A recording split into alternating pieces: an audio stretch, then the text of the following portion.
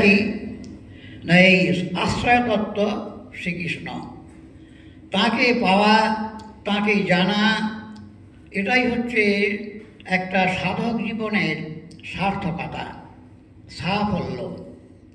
ভগবানকে পাওয়া, এই জন্য ব্রহ্মাকে ভগবান বলেছিলেন যে দেখো, তুমি বর নাও আর নাই নাও, কিন্তু তোমার মানে প্রাপ্তিতে আর কোনো ত্রুটি নেই, পরিপূর্ণ হয়ে গেছে। যেন পুংসং উদ্দর্শনাবধি ব্রহ্মণ শ্রেয় পরিশ্রাম পুংসাং মদ্দর্শনাবধি। খুব গুরুত্বপূর্ণ কথা। ব্রহ্মা সৃষ্টির কর্তা বটে, জগতাং আদিগুরু, জগতাং আদিগুরু পরদেবতা। সে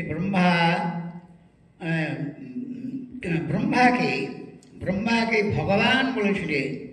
দ্বিতীয় স্কন্ধের বর্ণনায় আমরা জানতে পারি, সেখানে বলছেন, হে ব্রহ্মণ শ্রেয় পরিশ্রাম, শ্রেয় লাভের জন্য যে যত চেষ্টা, ত্যাগ, বৈরাগ্য, তিতিক্ষা, বিবিধ নিয়ম নিষ্ঠা, অনেক কিছু আছে, তো শ্রেয় লাভই হচ্ছে প্রধান। তো বললেন তার লাভটা কি? শ্রেয়র লাভের মধ্যে জিনিসটা কি? পরম প্রাপ্তি, কল্যাণের পরম প্রাপ্তি না মদ্দর্শনাবধি। শ্রেয় পরিশ্রাম মানে সাধনের পরিশ্রম আমার দর্শন পর্যন্ত। যতক্ষণ না আমার দর্শন না হয় ততক্ষণ তার সাধনটা অপূর্ণ আছে। তার ব্রহ্মাণ্ডে বিশ্বজগতে খ্যাতি প্রতিপত্তি যতই থাক, ও তো অজ্ঞজন তার কাছে। কিন্তু ভগবানের হিসাব কি বললেন? যে আমার দর্শন, সেই দর্শনটি আমাদের আলোচ্য প্রসঙ্গে এই বৃহৎ ভাগবতাবৃতে জনশর্মা পেয়ে গেলেন। এখন দর্শনটাই শুধু বাকি আছে, আর বেশি বাকি নেই। কারণ প্রেম প্রাপ্তি হওয়া মানেই ভগবানকেই পাওয়া। যেখানেই প্রেম সেখানেই ভগবানের প্রকাশ। প্রেমাধীন ভগবান, প্রেমবশ ভগবান। ভগবানকে তো কোনো কিছু দিয়ে বশ করা যাবে না। বিদ্যা, পাণ্ডিত্য, বৈরাগ্য এসব দিয়ে তো কিচ্ছু হবে না। সে তো অজ্ঞজনতা আপনার কাছে এসে ভিড় করবে, এর বেশি কিছু হবে না। একেবারে একটি মাত্র, যেমন বললেন শ্রুতি, ভক্তি বশ পুরুষ। এত কাণ্ড হচ্ছে জগতে, এ ভগবানকে কেউ বশ করতে পারে না। কেবলমাত্র ভক্তি বশ পুরুষ। সুতরাং ভক্তি মানে কি? গোটা কতক আচার নিয়ম নাকি? তাকে অবলম্বন করা। সয়েব মম শরণম, তাকেই আশ্রয় করা। তদেব আশ্রয়নম এব। সুতরাং এই যে জনশর্মা, তিনি কেমন করে, দেখুন কি অবস্থায় এসেছেন, যে আলোচনা আমরা শুনছি, একেবারে চরম আর পরম প্রাপ্তি। ভগবানকে পাওয়া সবচেয়ে জীবনের বড় লাভ না? এর চেয়ে লাভ কি আছে? দুটো জিনিসকেই লাভ বলেছেন। একটা হচ্ছে যে ভক্তি লাভ, যে ভক্তিতে ভগবানকে দেখা যায়, ভগবানকে পাওয়া যায়, মানে লাভ মদ্ভক্তির উত্তম। শ্রীকৃষ্ণ উদ্ধবকে বলেছেন জীবনের লাভ কি? লক্ষ লক্ষ টাকা, কোটি কোটি টাকা, হাজার হাজার শিষ্য, এইসব নিয়ে মানুষ একদম জগতে উন্মত্ত হয়ে যায়। তো বৃথা জীবন, বৃথা জীবন। কারণ কৃপালাভ, ভগবানের কৃপালাভ আর ভক্তিলাভ, দুটো জিনিসই কথা বলা হয়েছে। রাজা প্রতাপরুদ্র দেখুন কীরকম তার দৈন্য আরতি, মহাপ্রভুকে ডাকার জন্য কি তার অন্তরে আরতি প্রকাশ করেছে। যদি না পাই মহাপ্রভুর কৃপা ধন, যদি না পাই মহাপ্রভুর কৃপা ধন, কিবা রাজ্য কিবা দেহ সব অকারণ। এ কি সাধারণ কথা? এ কি ছন্দ মিলনের কথা? কতখানি জীবনের উপলব্ধি, জ্ঞানের গভীরতা। একটা রাজা, সে সারা দেশের সম্পত্তির অধিকারী, কিন্তু মহাপ্রভুর দর্শনের জন্য তৃষিত চাতকের মতো প্রার্থনা করছে ভক্তদের কাছে, কবে তিনি আমাকে কৃপা করে দর্শন দেবেন। তাহলে একটা ক্ষণ, যদি বলতেন যদি কোটি চিন্তা মনে তার নহে তার সম, একক্ষণ যদি পাই প্রভুর দর্শন। জয়রাধে।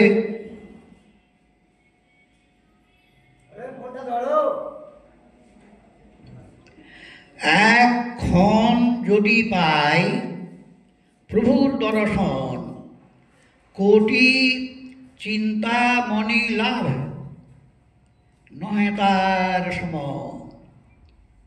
এই বোধ না হলে কি ভক্তি আসে? এই বোধটা তো খুব দরকার আছে না? ধনের জন্য, মানের জন্য কেন ছোটে মানুষ? না বোধের অভাব, নির্বোধ যারা, বোধ রহিত। কিন্তু ভগবত দর্শনটা পুরুষার্থ। এই যে মহাপ্রভু বললেন যে ভক্তের প্রাপ্য, একটা মানুষের সর্বশ্রেষ্ঠ প্রাপ্য কি? প্রাপ্য বস্তু, পাওয়ার জিনিস, যাকে পাওয়া বলে কৃষ্ণ প্রাপ্য সম্বন্ধ। মহাপ্রভুর আর কবিরাজের পরিবেশন অদ্বিতীয়, যে কৃষ্ণ প্রাপ্য সম্বন্ধ, আর সেটা সমস্ত বেদশাস্ত্রে নিশ্চিত আর নিরূপিত হয়েছে। বেদশাস্ত্রে কহে কৃষ্ণ এক সার, সমস্ত বেদশাস্ত্রের সারকে কি তত্ত্বটা? কৃষ্ণ। আবার এখানে আমাদের আলোচনা হচ্ছে যেখানে তিনি হলেন স্বয়ং ভগবান কৃষ্ণ, কৃষ্ণস্তু ভগবান স্বয়ং। তাহলে তাকে পাওয়ার মতো আর কিছু পাওয়া হতে পারে না। প্রাপ্য যত আছে, প্রাপ্যতম ভগবান শ্রীকৃষ্ণ, ব্রজবিহারী শ্রীকৃষ্ণ। ইনি ব্রজলীলা পরায়ণ, ব্রজবাসীগণের প্রাণধন। ব্রজবাসীদের ভক্তিটা আমরা বলে এসেছি বড় অদ্ভুত। এটা অজ্ঞ মানুষ ও পণ্ডিত লোকেরা পর্যন্ত ব্রজবাসীগণকে অজ্ঞ মনে করে, মানে এতে শুধু অপরাধী হয়। এই জন্য ব্রজবাসীদের ভক্তির ব্যাখ্যাটা এই গ্রন্থের মধ্যে এমন করে গোস্বামীপাদ শাস্ত্রীয় সিদ্ধান্তের উপরে প্রতিপাদন করেছেন যে একেবারে প্রাণ বন্ধু বুদ্ধিতে ভজন। ভগবান যিনি, অনন্ত কোটি ব্রহ্মাণ্ডের ঈশ্বর যিনি, তাকে প্রাণবন্ধু বুদ্ধিতে ভজন। গোপকুমার তিনি তো যে ভজন করে গেছেন সক্ষভাবে, ভাব হচ্ছে প্রধান জিনিস।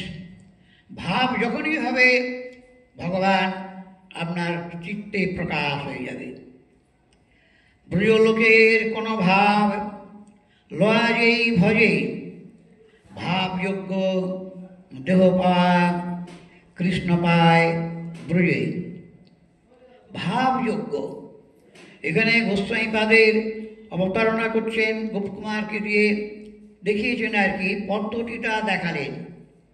ব্রজ লীলার মধ্যে প্রবেশ করার যে পদ্ধতি, মার্গ, এই গোপকুমার উপাখ্যান দ্বারা সমগ্র গৌড়ীয় বৈষ্ণব সাধকগণের কাছে একদম রাজপথের মতো প্রশস্ত বিস্তৃত রাজপথের মতো রাস্তাকে নির্মাণ করে গেছে।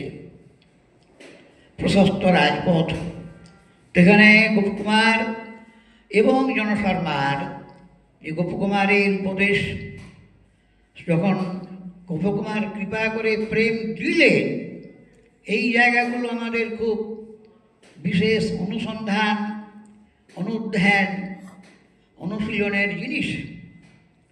তবেই তো আমাদের জানতে পারবো যে পেতে হলে কি চাই, ভগবানকে দেখতে হলে কি জিনিসের দরকার সাধন জগতে, ভজন জগতে।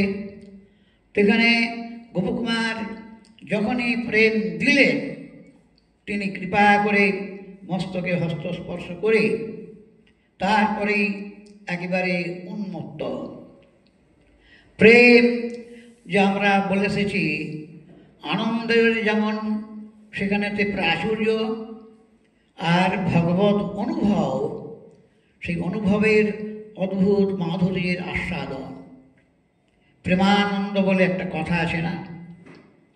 তো গোপকুমার এখানেতে জনশর্মা যে বর্ণনা দিচ্ছেন গোস্বাইপাদ, যে একেবারে প্রেমের সঙ্গে সঙ্গেই অতি দৈন্য আরতির প্রকাশ হলো। কোথা কৃষ্ণ নিজের গুরুদেবকে, গোপকুমারকে, যিনি উপদেষ্টা, তাকে এখানে গুরুর বলে নির্দেশ করেছেন গোস্বাইপাদ, যে উপদেষ্টা একেবারে মার্গদ্রষ্টা, সেই গোপকুমার তার চরণ ধরে, গোপকুমারের চরণ ধরে জনশর্মা কাতর কণ্ঠে বলছেন, আপনি কি কৃষ্ণকে দেখেছেন? তিনি কোথায়? এই যে দর্শন লালসা, এইটাই তো সার জিনিস না। যেখানে লালসা, এটা তো লোভের জিনিস। তো ভগবানের মাধুর্য তো লোভের মার্গ দিয়েই তো অনুভব হয় না। মহাপ্রভু এই জন্য সমস্ত সাধক জগৎকে বেশ ভালো করে অনেক উপদেশ করে গেছে। কিন্তু মহাপ্রভু উপদেশ আপনার মানুষ পছন্দ করে না, দুর্ভাগ্য। বলছেন, দেখো সনাতন, কর্ম, তপ, যোগ, জ্ঞান, বিধি, ভক্তি, জপ, ধ্যান, ইহা হইতে মাধুর্য দুর্লভ। কেবল যে রাগ মার্গে ভজে কৃষ্ণ অনুরাগে, তারে কৃষ্ণ মাধুর্য সুলভ। এ হলো রাগ মার্গে কৃষ্ণ প্রাপ্তি। বিধি মার্গে পার্শ্বদ দেহে কোথায় যাবে? বৈকুণ্ঠেতে যায়। এখানে যখন এই যে প্রেম লাভ করলেন, একেবারে উন্মত্ত, নিজের গুরুদেবের চরণ ধরে কাকুর নিবেদন করছেন। উৎকণ্ঠা, দৈন্য, আরতি একসঙ্গে প্রকাশ হয়েছে। কারণ দৈন্য আর প্রেম দুটো জিনিসই, ওর মধ্যে কারণ কার্যের সম্বন্ধ আছে। যেখানেই দৈন্য, যেখানেই আরতি, সেখানেই প্রেমের বিকাশ। দৈন্য যত বেশি, প্রেম তত বেশি। দৈন্য, আরতি, উৎকণ্ঠা, এটাই তো কৃষ্ণ প্রাপ্তির উত্তম সাধন। যতক্ষণ উৎকণ্ঠা না হচ্ছে, আরতি না হচ্ছে, লালসা না হচ্ছে, ততক্ষণ জানবেন আপনি অনেক দূরে আসেন এখনো। আর যাদের বিষয়ের দিকে এখনো আকর্ষণ রয়েছে, তারা তো একেবারেই বাইরের লোক। তারা যে সাধনই করুক না কেন, সে তো বহির্জগতের মানুষ। এখানে লোভের জগৎ না, গাঢ় লৌল্যৈক লভ্যা। ভগবান প্রাপ্তির তোর তারতম্য আসে না। ব্রজের কৃষ্ণকে পাওয়া, সে কেমন কৃষ্ণ? একবারে যশোদা মা তো বেঁধেই ফেলেলেন। যাকে বন্ধন করা যায় না, কদাপি নয়। ন চান্তর না বহির্যস্ব, ন পূর্বং না পিচাপর। বিভুকে কেউ বাঁধতে পারে? যেটা সবচেয়ে ব্যাপকতম রূপ কি করে বাঁধবে? তো প্রেমের ক্ষমতা এখানে দেখানো হয়েছে। মত্তাত্মজম অব্যক্তম মূর্তলিঙ্গ পদক্ষয়ম গোপী কলুখলে দামনা ববন্ধ প্রাকৃতং যথা। কি করে বাঁধলেন? সে বিভু ভগবান, স্বয়ং ভগবান। শুকদেবের বর্ণনা অদ্ভুত, একেবারে সুরসিক দার্শনিক বক্তা। ঋষিদের মাঝখানে কথা হচ্ছে তো, ঋষিগণ একবারে ব্রহ্মর্ষি সংঘ বসে আছে, দেবর্ষি রাজর্ষিদের সংঘ বসে আছে চারিদিকে সারি সারি। সেখানে সুখদেব বর্ণনা দিচ্ছেন প্রিয় প্রেমের মহিমা, মা যশোদার প্রেমের মহিমা। বললেন, বেঁধেই ফেললেন। কি মনে করে, কি করে বাঁধলেন? মত্তাত্মজম অব্যক্তম মূর্তলিঙ্গম অদক্ষয়ম, যাকে ছোঁয়া যায় না, অদক্ষয়ম, কোনো ইন্দ্রিয় তাকে যাকে স্পর্শ করতে পারে না। ভগবানকে আমাদের কোনো ইন্দ্রিয় ছুঁতে পারে না, এই জন্য অদক্ষয় বলা হয়। ইন্দ্রিয়গণের ধরা ছোঁয়ার বাইরে, কিন্তু আকৃতি মূর্তলিঙ্গম, নরাকৃতি। কিন্তু সে তো একেবারেই বিভু তত্ত্ব, যার অন্তর নেই, যার বাহার নেই। কিন্তু মা কি করে বাঁধলেন? এই হচ্ছে ভজনের মূল তত্ত্ব আর মূল সূত্র। এখানে বললেন আত্মজং মত্ত্বা ববন্ধ, ববন্ধ বেঁধে ফেলেছিলেন। কি করে? ওই বিভু তত্ত্বকে, সর্বব্যাপকতম তত্ত্বকে, স্বয়ং ভগবানকে, ষড়ৈশ্বর্য পূর্ণ ভগবান শ্রীকৃষ্ণকে নিজের পুত্র মনে করে আত্মজং মত্ত্বা, একেবারে প্রাকৃত ববন্ধ। প্রাকৃত বালককে যেমন করে প্রাকৃত জগতের মা আমাদের, আর অপ্রাকৃত তত্ত্বের চরম সেই ভগবান শ্রীকৃষ্ণকে যশোদা মা দড়ি দিয়ে দামনা, দড়ি দিয়ে বেঁধে ফেলেছেন। দামনা ববন্ধ, এ কি সাধারণ কথা? সাধারণ লোক যারা কিছুই জানে না, অজ্ঞ মানুষ, বেঁধেছে। কাকে বেঁধেছে, কি বেঁধেছে, তার তো কোনো বোধ নেই। দুনিয়ায় গান করছে, গাইছে, শুনছে। এই যে তত্ত্বটা, এ হলো প্রেমের মহিমা, প্রেম। এই জন্য মহাপ্রভু বললেন, তিনটে জিনিসকে তোমরা মহাধন বলে আগে বুঝতে শিখো, আর ওটাকেই সংগ্রহ করবে। মহাধন, তিন মহাধন কি কি? কৃষ্ণ এক, কৃষ্ণ ভক্তি দুই, আর প্রেম তিন মহাধন। এই ধন যার কাছে থাকে, ভগবান কৃষ্ণ তার একেবারে অন্তর থেকে যেখানেই দেখবে সেখানেই ভগবানকে দেখতে পাবে।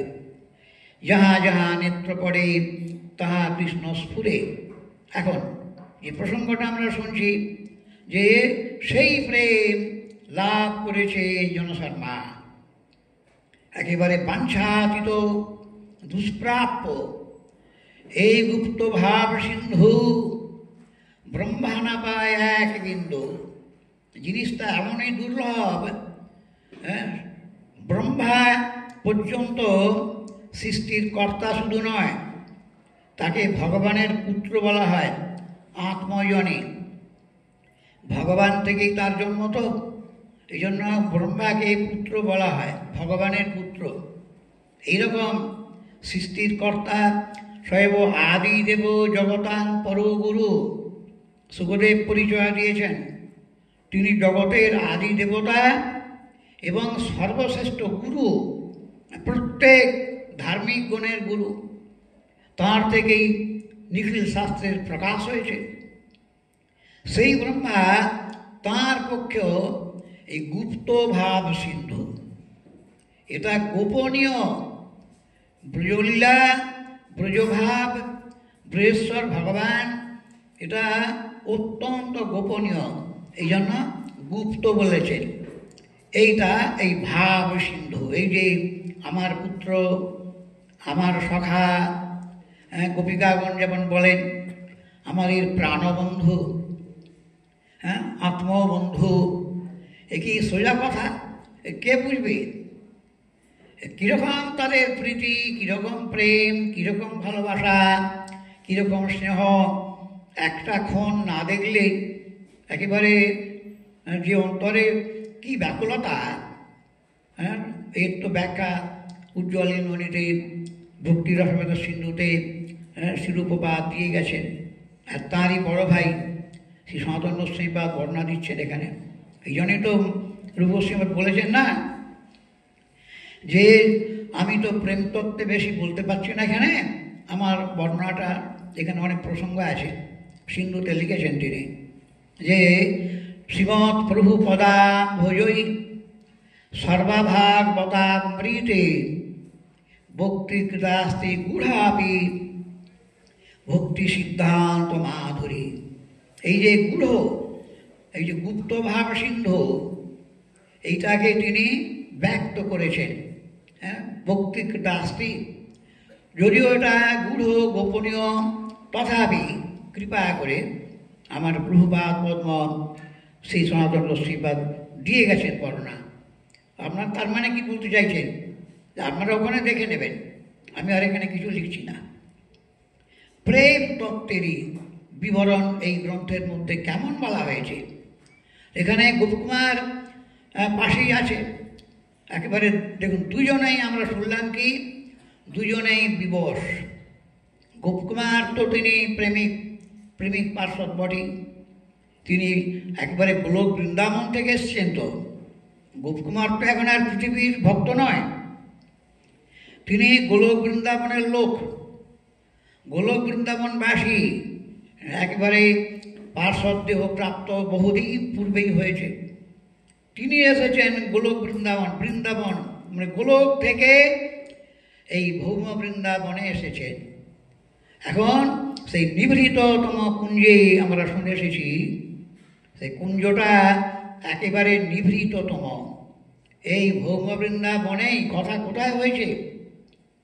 এই ভৌম বৃন্দাবনের মধ্যে। আর এখানেই দেখবেন ভৌম বৃন্দাবনের সাথে আর গোলক বৃন্দাবনের একটা সমতা আছে, এই লীলার মধ্যেই বর্ণনা আছে এখানে। এখন দুজনেই কি হলো, যে যখনই দেখছেন গোপকুমার যে জনধর্মা প্রেমেতে একদম উন্মত্তের মতো অবস্থা প্রাপ্ত হয়েছে, এই জন্য তো জিজ্ঞাসা করছেন না কৃষ্ণকে কি আপনি দেখেছেন, কৃষ্ণ কোথায়? হ্যাঁ, তারপরে গোপকুমার তিনি শিষ্যের এই প্রেম দেখে, প্রেমোচ্ছ্বাস দেখে জনধর্মার আর কি একেবারে বিবশ হয়ে গেছেন। দুজনেই বিবশ হয়ে গেছেন, একেবারে মূর্ছিত প্রায়। সেই বর্ণনাটা এখন আমরা শুনছিলাম গতকাল, আজকে তারই অংশ শুনছি। জিনিসটা কীরকম, কতখানি দুর্লভ।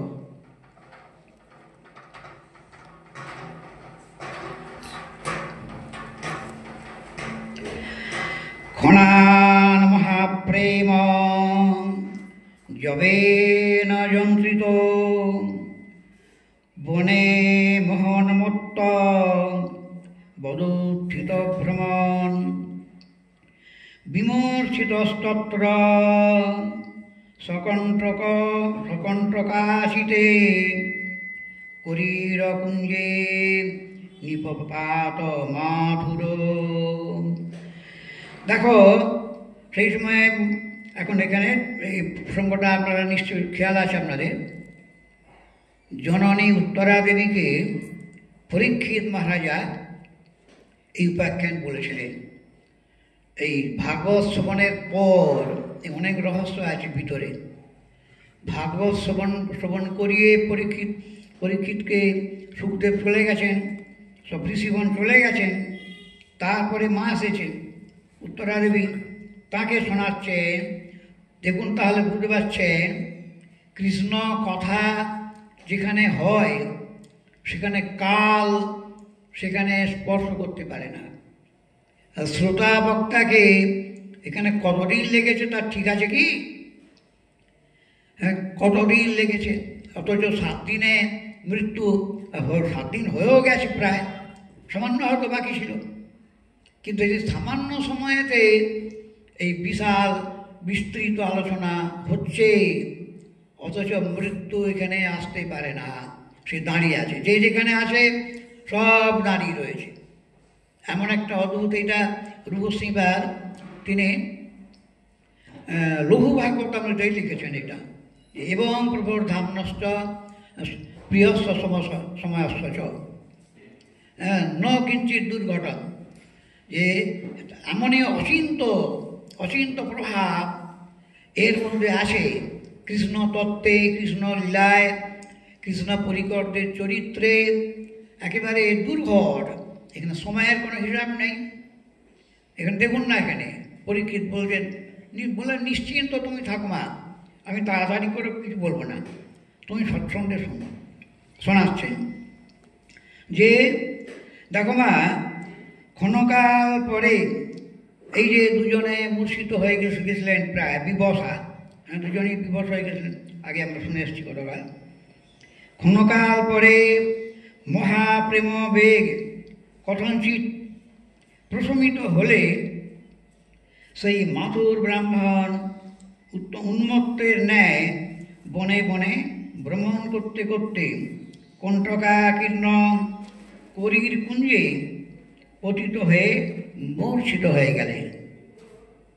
একটুখানি যখন বিবশ হবার পরে, কিছুক্ষণ পরে প্রেমের বেগ একটু শান্ত, একটু মানে একটু স্তিমিত হলে, তারপরেই বনে বনে ভ্রমণ করছেন। কোথা কৃষ্ণ? এই তো বৃন্দাবন, এই তো বৃন্দাবন, কোথা কৃষ্ণ? এই অন্বেষণ করতে করতে উন্মত্তের মতো ভ্রমণ করছে। কণ্টকা কৃষ্ণ একটি কুঞ্জের মধ্যে সেখানে প্রবেশ করে একবারে মূর্ছিত অবস্থা, বললেন সম্পূর্ণ মূর্ছিত হয়ে গেলেন। এই বর্ণনাটা দিয়েই পরীক্ষিত মাকে সম্বোধন করছেন। মাকে সম্বোধন করে বলছেন, দেখো মা, বুঝতে পারছ, মাতা শপথদেব বিমিশ্রিতা গবান হম্বারবৈর্বেণ বিষাণনিকণা তৌম্বেয় বীণা দলবাদ্যচর্চিতা জাতা গভীরা মথুরা বিদুরত। দেখো মা, হে মা, তো পরীক্ষিত উত্তরারবিকে নিজের মাকে বলছেন আর কি। তখন কি হলো? শপথি তৎক্ষণাৎ শপথ দেব, শপথি সঙ্গে সঙ্গে গো সকলের হাম্বারব মিশ্রিত তৌম্বেয় বীণা শ্রেণীর সুরলহরী এবং বাদ্যগম্ভীর শৃঙ্গধ্বনি সমূহ সুমধুর বেণুধ্বনি উত্থিত হল। সব যেমন এখানে তো কৃষ্ণ একা নেই, তিনি সখাগণের সাথে বিচরণ করছেন। তো দিনের বেলা বৃন্দাবনে বেশিরভাগ সময় ওই যে গৃহ থেকে প্রাতঃকালীন ভোজনের পরে গোচারণে সখাদের সাথে বেরিয়ে পড়লেন। বনে বনে গোচারণ হচ্ছে, সখাদের শ্রোতলীলা হচ্ছে। তো সখাগণের প্রত্যেকের হাতে শৃঙ্গা থাকে, তুম্ব নির্মিত একটা বাদ্য, এই জন্য তম্বীয় বলেছেন। সেই বাদ্য আছে, শৃঙ্গা আছে, হ্যাঁ, আর কৃষ্ণের বেণু তো প্রসিদ্ধ। আবার এখানে গাভীগণের হাম্বার, এ কি প্রাকৃত জগতের গাভী? এইগুলো তো আমাদের প্রথমে চিন্তা করতে হয় না। সব চিদানন্দময় দেহ, বৈকুণ্ঠেই আমরা শুনে এসেছি, হ্যাঁ, চিদানন্দাত্মক, সচ্চিদানন্দাত্মক বৈকুণ্ঠ ধাম। প্রত্যেক বস্তু, প্রত্যেক প্রাণী সব চিদাত্মক, হ্যাঁ, সচ্চিদাত্মক। আর এখানে বৈকুণ্ঠের কত উপরে আছে বুঝতে পারছেন? এই যে গোলক বৃন্দাবন, যেখানে কথা হচ্ছে ভৌম বৃন্দাবন, গোলক বৃন্দাবনকে এক বলা হয়েছে এই গ্রন্থে। তাহলে ব্রহ্মাণ্ডের কত উপরে আছে? বৈকুণ্ঠের উপরে অযোধ্যা, রামচন্দ্রের ধাম, তারও উপরে, অনেক উপরে কৃষ্ণলোক, দ্বারকাধাম। দ্বারকাধাম কৃষ্ণলোক। কৃষ্ণলোক তিন ভাগে বিভক্ত আছে, দ্বারকা, মথুরা আর গোকুল বৃন্দাবন। তো এখানে সবার উপরে, সর্বোপরি শ্রীগোকুল ব্রজলোক ধাম, শ্রীগোলক সদদ্বীপ বৃন্দাবন নাম। প্রত্যেকটা বস্তু চিদাত্মক, হ্যাঁ, সে আনন্দময়, ঘন আনন্দের মূর্তি সব। সেই সমস্ত গাভীগণের যে ধ্বনি, সেটা কেমন হবে? তো রক্ত মাংসের দেহে ওখানে কেউ নেই, সবাই চিদানন্দময়, জ্যোতির্ময়, দীপ্তিশালী। তাদের যে কান্তি, তাদের যে দীপ্তি, তাদের যে অঙ্গের প্রভা, কি মধুরাতি মধুর, লাবণ্যময়, জ্যোতির্ময়। সেইটি এখন বলছেন হাম্বার সব মিলিয়ে এক অদ্ভুত ধ্বনি শুনতে পেলে। দুইজনেই মূর্ছিত ছিলেন, তো এখন শুনতে পেলেন। তারপরে ধ্বনি উদ্ধৃত হলো। এবার বলছেন তৌ প্রাপিত বোধ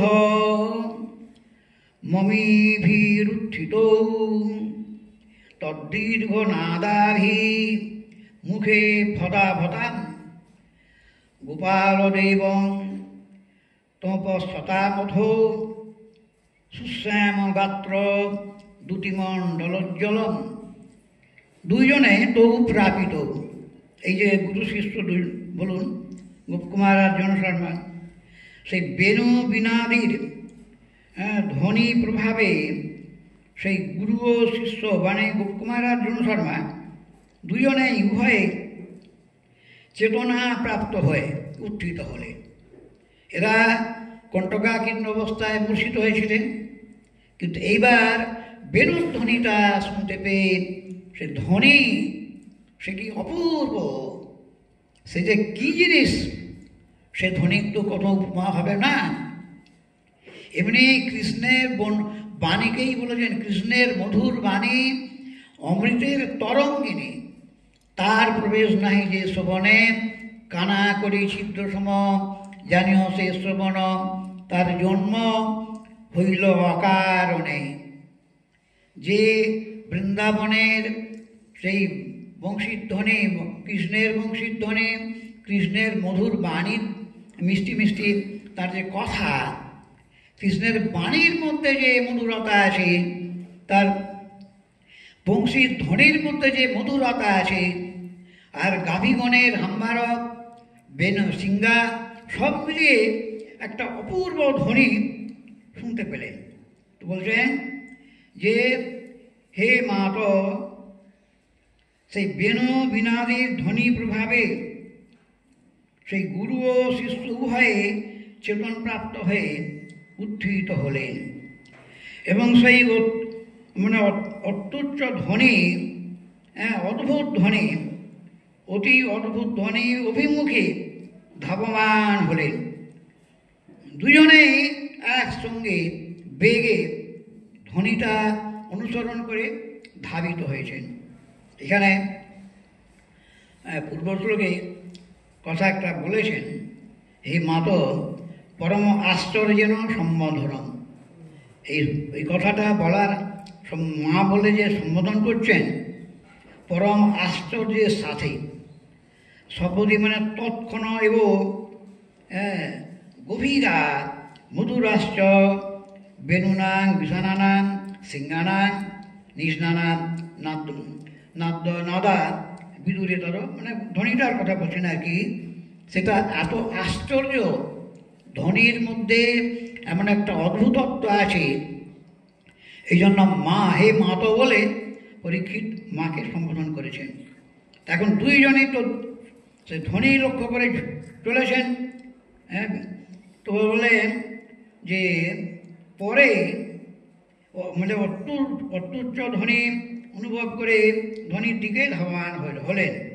তারপরে সেখানে দূর থেকে কি দেখছেন, শ্যামল জ্যোতিপুঞ্জ প্রকাশিত সুমধুর শোভা বিশিষ্ট শ্রী গোপাল দেবীকে দর্শন করলেন। শ্রী গোপাল দেবং তপস্তথা মথ, যাকে দেখার জন্য সমগ্র জীবন ধরে কত জন্ম ধরে ভক্ত সাধন করে। প্রথমে কি দেখলেন, দুটি মণ্ডল। দেখুন, এটি তো সিদ্ধ অবস্থা। এখানে গোপকুমার যে দেখার দুজনেই, গোপকুমারই এসেছেন এখানে, জনধর্মা গোপকুমার। এই সিদ্ধ অবস্থা হচ্ছে এর একটা বর্ণনা আছে। দেখুন আপনারা, এই যে কর্ণামৃত, কৃষ্ণ কর্ণামৃত, এটা কি সাধারণ গ্রন্থ নাকি? না, সাধারণ ভক্তের গ্রন্থ ওটা। আপনারা জানেন, গম্ভীরার মধ্যে মহাপ্রভুর সঙ্গে অন্য কোনো ভক্ত ছিল না, কেবল দুইজন, রায়রামানন্দ, স্বরূপ দামোদর।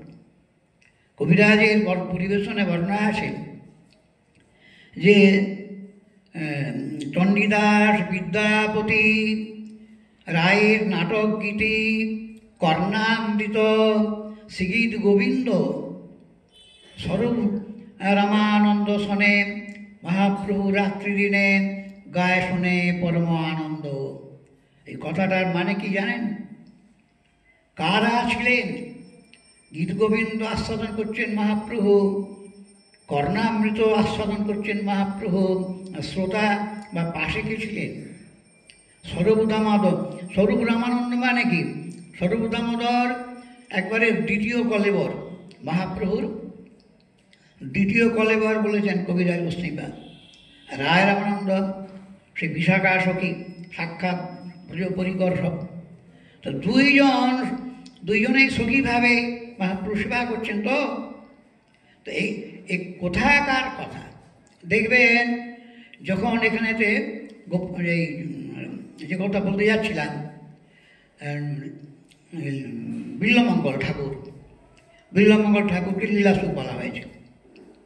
বিল্লমঙ্গল ঠাকুর যখন বৃন্দাবনে গেলেন, অনুরাগ বৃন্দাবন মথুরা দেখলেন। বৃন্দাবন দেখার পরে তার উৎকণ্ঠা একবারে প্রচুর বেড়ে গেছে, ক্রমে বাড়ছে। তো এখানে গোস্বামীপাদ, কবিরাজ গোস্বামীপাদের পরিবেশনে বর্ণনা আছে, কি দেখছিলেন প্রথমে যখন বৃন্দাবনের দূর থেকে দেখছেন, চেতসী, হ্যাঁ বলছেন জ্যোতিষ্চেতসী, জ্যোতিষ্চেতসী নষ্টকাস্ত, জ্যোতিষ্চেতসী নষ্টকাস্ত। এখানে বললেন দুটি মণ্ডল, কৃষ্ণের যে শ্যাম বর্ণের যে দিব্য কান্তি একদম জ্যোতির্ময়। তো বিল্লমঙ্গল দেখেছেন জ্যোতিষ্চেতসী নষ্টকাস্ত, জগতাম মেকাভিমন মনোরাম অদ্ভুতম, একাভিরামম অদ্ভুতম। সেই জ্যোতিটা কেমন?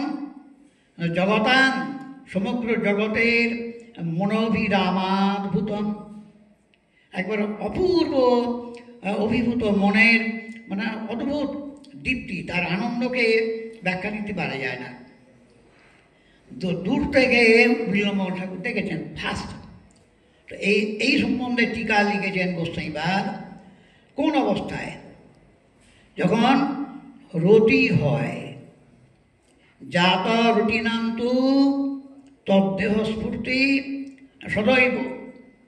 জাতরতি সাধকগণের সেই দেহ, সিদ্ধ দেহটা স্ফুরিত হয়। সিদ্ধ দেহে মানে সিদ্ধ ভূমির এইসব লীলা প্রপঞ্চের বস্তুই নয়। প্রপঞ্চের সঙ্গে কোনো রকম মিশ্রণ থাকলে সে কিচ্ছু হবে না, শুধু নিজের ক্ষতি হবে। প্রপঞ্চাতীত, অপ্রাকৃত। এই জন্য শ্রী শ্রী রামদাস বাবুজি মহারাজ খুব আমি ধন্যবাদ দিই, উনি বেশ বলেছেন যে লীলা আলোচনার অধিকার হয় না। এই কামগন্ধহীন ব্রজলীলা আলোচনার অধিকার হয় না। প্রাকৃত দেহ স্মৃতি থাকিতে সেইলা আলোচনার অধিকার হয় না। এই জন্য টিকার মধ্যে ওই সারঙ্গরঙ্গতা টিকা আছে, বিখ্যাত টিকা, 2-3টে টিকা আছে, কিন্তু কবিরাজ গোস্বামীপাদের পরিবেশন অদ্বিতীয় পরিবেশটা। এই জন্যই তো ওনাকে এই টিকাটা দেখে রূপশ্রীপাদ ওনাকেই গোবিন্দলীলামৃত লিখতে বলে গেছিলেন, ওনাকে ডেকে নিয়ে এসে যে বৈষ্ণবদের জন্য স্মরণের একটা গ্রন্থ করার জন্য অনুরোধ করলে তখন করেছিলেন। ওই যে বলেন না যে আমাদের রূপশ্রীপাদের অনুগামী হয়ে আমি লিখছি এটা। তো যাই হোক, কি বললেন, জাতরতি নামতো, যারা রতি হয়েছে, আমরা অনেক আলোচনা করে এসেছি, রতিমান সাধকদের এখানে প্রবেশ আছে। কেন? সিদ্ধ দেহের ওখানে স্ফুরণ হচ্ছে, মানে প্রপঞ্চের সঙ্গে কোনো তাদের সম্বন্ধ থাকে না। এই যে জড় দেহ, এই দেহের কোনো অভিমানের কোনো তার সঙ্গে কোনো টাস থাকে না। অপ্রাকৃত জগতের লীলা কথা অনুভূতি কখনো প্রাকৃত দেহ হয় না। তাই জন্য উনি লিখেছেন জাতরতি নাম তো তদ্দেহ স্ফূর্তি, সেই দেহটা সবসময় স্ফূর্তি হয়। তো সেইখানে যখন স্ফূর্তি হয়েছে তখনই এই দেখেছেন, এই ওটা 2য় শ্লোকের টিকার শেষেতে এই কথাটা লিখেছেন, এই সারঙ্গরঙ্গটা টিকায়, যে অজাতরতি তারা কল্পনা করে, সিদ্ধ দেহের কল্পনা করে মানুষের সেবা করবে, কিন্তু জাতরতি নাম তো সতৈব তোর দেহ স্ফূর্তি হয় ওখানে। অতএব প্রপঞ্চের সঙ্গে তার কোনো কানেকশন থাকে না। বর্তমান জগতে যে হচ্ছে দেখবেন, এই রূপ সনাতনের মার্গ থেকে অনেক দূরে, সে যে কোনো সম্বন্ধই নেই। তো সেইখানেতে তখন দেহস্ফূর্তি হচ্ছে, তারপরে তখন ওই দেহস্ফূর্তির সঙ্গে সঙ্গে ভাবের অনুরাগ বাড়ছে। তারপরে এই যে দর্শনের জ্যোতি, যেই জ্যোতিটা দেখেছে বিজয়মঙ্গল, একবারে চমকে উঠেছে একবারে, ওই তো হ্যাঁ, সে জ্যোতি দেখে তারপরে জ্যোতির মধ্যে দেখেন, এইখানে ঠিক সেই রকম জ্যোতির মধ্যে দেখছেন, জ্যোতির্মণ্ডলীর মধ্যে গোপাল দেব তোমাপস্বতা মতো কীরকম জ্যোতিটা, কীরকম সুশ্যাম গাত্র দ্যুতিমণ্ডলোজ্জ্বল, শ্যাম দুটি উজ্জ্বল জ্যোতি বিশিষ্ট। সেখানে বলছেন যে বয়স্কগণ সহ ধেনু, তারপরে শ্লোকে আছে, এই যে মানে ধাবমান হয়ে জ্যোতিপুঞ্জ প্রকাশিত। সেখানে কি দেখলেন? প্রথমে শ্যামল অঙ্গের জ্যোতিপুঞ্জ প্রকাশিত সমুজ্জ্বল শোভা বিশিষ্ট শ্রী গোপাল দেবকে দর্শন করেছে। জ্যোতি একবার সাক্ষাৎ। তারপরে এখানে যেটা বলছিলাম আমি, সাধক জগতের সঙ্গে এইখানে তো এইটাই তো শিক্ষার জিনিস না। তো ওখানে বিল্বমঙ্গল ঠাকুরের ওই প্রসঙ্গে কবিরাজ লিখেছেন যে দেহস্ফূর্তি, তারপরে প্রথম কৃষ্ণের রূপের স্ফূর্তি হয়, অনুরাগ আস্তে আস্তে বাড়ছে, যতই স্ফুরণ হচ্ছে, রতিমান সাধকদের স্ফুরণ হয়। এই স্ফুরণ তখন প্রথমে হয় স্ফূর্তি, মানে তারপর কি হয় স্ফূর্তি সাক্ষাৎকার ভ্রম হয়। স্ফূর্তিটা এত উজ্জ্বল, স্ফূর্তি হয় প্রথম, তারপর স্ফূর্তি সাক্ষাৎকার ভ্রম, মানে কি যেন সাক্ষাৎ দেখতে পাচ্ছি, সাক্ষাৎ, তারপরে সাক্ষাৎ দর্শন। এবার 3টে ভাগ করেছেন উনি। তো কথা হচ্ছে কি, প্রপঞ্চের ভিতরে আমাদের কি হচ্ছে এখানে, যদি সত্যি সত্যি ওনারা এসে দেখেন কি কাণ্ড হচ্ছে এখানে। এই প্রপঞ্চের ভিতরে ধন মান নিয়ে লড়াই করে এই সব জিনিস পাওয়া যায়, একটু হাসির কথা। কতখানি এই যে সর্বত্যাগ করে কৃষ্ণের ভজন, কৃষ্ণ প্রেম হেতু করে, কৃষ্ণ সুখ হেতু করে প্রেম সেবন, তো সর্বত্যাগ কোথায়? সেই বস্তু পাবার জন্য সর্বত্যাগ, হাহাকার, আরতি, দৈন্য কোথায়? সব অভিমান অহংকারে আমরা কোথায় আছি? এটা একটা হাসির কথা হবে। সে কোথায় আরতি, কোথায় দৈন্য, কোথায় হাহাকার?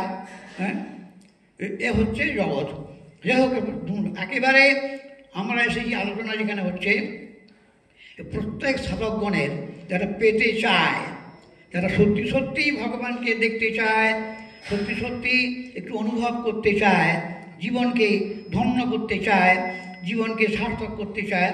খুব সুন্দর প্রসঙ্গ আছে। এবার কৃষ্ণ আসছেন একবারে সখাগণের সঙ্গে, সব গাভীগণের সঙ্গে একবার যমুনাতে জলপান করতে আসছে। সেই দর্শনটা আগামীকাল আমরা শুনবো। জয় শ্রী রাধে।